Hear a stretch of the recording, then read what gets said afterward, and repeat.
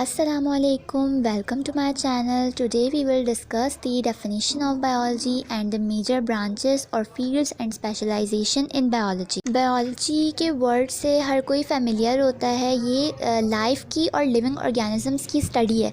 ज़रूरी नहीं है कि बायोलॉजी के स्टूडेंट्स ही इसको स्टडी करें। ये स्टडी ऑफ लाइफ है, सो हर इंसान को इसके बारे में कुछ ना कुछ पता होना चाहिए और जितना ज़्यादा इसके बारे में हमारे पास इंफॉर्मेशन हो उतना ज़्यादा अच्छा है हमारे लिए। बायोलॉजी की 2 मेजर सब डिविजन्स होती हैं, बॉटनी एंड ज़ूलॉजी। बॉटनी में हम तमाम प्लांट्स को स्टडी करते हैं। प्लांट्स की हमारे पास कैरेक्टरिस्टिक्स क्या आ जाती हैं कि ये मल्टी सेल्यूलर होते हैं, यानी एक से ज़्यादा सेल से बने हुए होते हैं।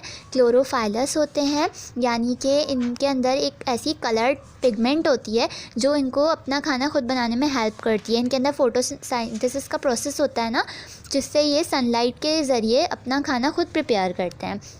ज़ूलॉजी की अगर बात की जाए तो ज़ूलॉजी में हम एनिमल्स की साइंटिफिक स्टडी करते हैं। उसमें भी तमाम एनिमल्स आ जाते हैं और ये बहुत ब्रॉड स्टडी है, क्योंकि एनिमल्स की बहुत टाइप्स होती हैं, उसमें हम ह्यूमंस भी आ जाते हैं। वैसे तो बायोलॉजी की बहुत ज़्यादा ब्रांचेस हैं, बट हम कुछ मेजर ब्रांचेस को डिस्कस करेंगे।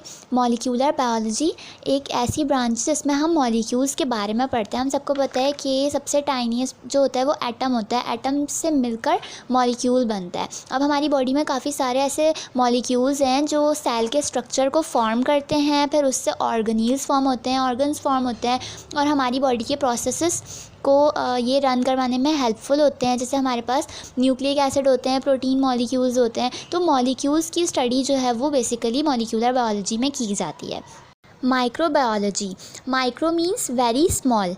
ये माइक्रो ऑर्गेनिजम्स की स्टडी होती है। इसमें हम viruses, bacteria, protozoans, pathogenic fungi, जो ऐसी चीज़ें जो होती हैं ना जो सिर्फ हम माइक्रोस्कोप में देख सकते हैं, ह्यूमन और नेक्ड आइज हम नहीं देख सकते, उन सब की स्टडी माइक्रोबायोलॉजी में की जाती है। ये बहुत इंटरेस्टिंग फील्ड है।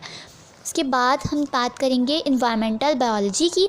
ये स्टडी ऑफ इन्वायरमेंट है और इन्वायरमेंट का क्या इफ़ेक्ट है ऑर्गेनिजम्स के ऊपर, ये उन चीज़ों की स्टडी है। प्रीवियसली इसे हम इकोलॉजी के नाम से भी जानते थे, अब इसका नाम इन्वायरमेंटल बायोलॉजी रख दिया गया है। Marine biology, it deals with the study of organisms inhabiting the sea and ocean. इसमें हम उन ऑर्गेनिजम्स की स्टडी करते हैं, चाहे वो फिशेज़ हों या दूसरे कोई भी ऑर्गेनिजम्स हों जिनका हैबिटेट यानी कि रहने की जगह सी या ओशियन है। ठीक है, वो समंदर में रहते हैं और वो सॉल्टेड वाटर में रहते हैं। तो हम उनकी फ़िज़िकल और केमिकल कैरेक्टरिस्टिक्स को पढ़ते हैं, उनके इन्वायरमेंट की भी कैरेक्टरिस्टिक्स को स्टडी करते हैं मरीन बायोलॉजी में। उसके बाद है फ्रेश वाटर बायोलॉजी। ये होती है other than sea and ocean water, यानी कि रिवर हो गया, लेक्स हो गया, पॉन्ड्स हो गया, उनके अंदर जितने भी ऑर्गेनिजम्स हैं, फिशेस और दूसरे, उन सब के फ़िज़िकल और केमिकल कैरेक्टरिस्टिक्स को पढ़ रहे होते हैं और उनका जो पानी है वो उन पर क्या इफ़ेक्ट्स दे रहा है, वो किस वजह से इस इन्वायरमेंट में रहते हैं, ये सब बातें हम पढ़ते हैं। Parasitology, it deals with the study of parasitic organisms.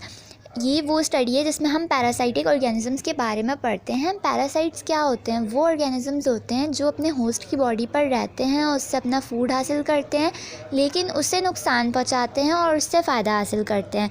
तो पैरासाइटोलॉजी में हम उनके लाइफ साइकिल के बारे में पढ़ेंगे, वो किस तरह ट्रांसमिट होते हैं, एक से दूसरे होस्ट तक जाते हैं, ये सब बातें और उनकी होस्ट के साथ उनकी इंटरेक्शन के बारे में हम पढ़ेंगे। Human biology, this branch of biology deals with all biological aspects of man regarding evolution, anatomy, physiology, health, inheritance, etc. इस branch of biology में हम इंसान के तमाम biological aspects को study करते हैं, like evolution, जो gradual changes आते हैं टाइम के साथ साथ, जो हमारे लिए beneficial भी होते हैं somehow, और इन्वायरमेंट के हिसाब से आते हैं। पहले ज़माने के इंसान जो हैं वो बहुत पावरफुल होते थे, उनकी हाइट बहुत बड़ी बड़ी होती थी, और अब के हिसाब से जो है वो हाइट्स छोटी आती जा रही हैं। एनाटमी के बारे में और फिजियोलॉजी के बारे में भी पढ़ते हैं। एनाटमी जो है वो इंटरनल स्ट्रक्चर की स्टडी होती है और फिजियोलॉजी जो है वो एक्सटर्नल स्ट्रक्चर की स्टडी होती है। Social biology, social means companion. Social biology में हम ये पढ़ते हैं कि एक पॉपुलेशन के दरमियान क्या इंटरेक्शंस हो रहे हैं, चाहे वो एनिमल की स्पीशीज़ है या ह्यूमन बीइंग्स हैं, उनके अंदर जो इश्यूज़ हैं या फिर कुछ बिहेवियर्स हैं, वो कुछ ऐसे भी बिहेवियर्स होते हैं जो इनहेरिटेड होते हैं और कुछ ऐसे बिहेवियर्स भी होते हैं जो कल्चरली वहाँ की स्पीशीज़ के अंदर या ऑर्गेनिजम्स के अंदर इंड्यूस्ड हो जाते हैं। Biotechnology, bio means life and technology means systematic treatment. तो ये बहुत रीसेंट ब्रांच है जो बायोलॉजिकल साइंसेस में इंट्रोड्यूस करवाई गई है। इसमें हम डेटा और टेक्निक्स को यूज़ करते हैं ह्यूमन बींग्स की प्रॉब्लम को सॉल्व करने के लिए। Thanks for watching. Do like and subscribe my channel and press the bell icon for new updates.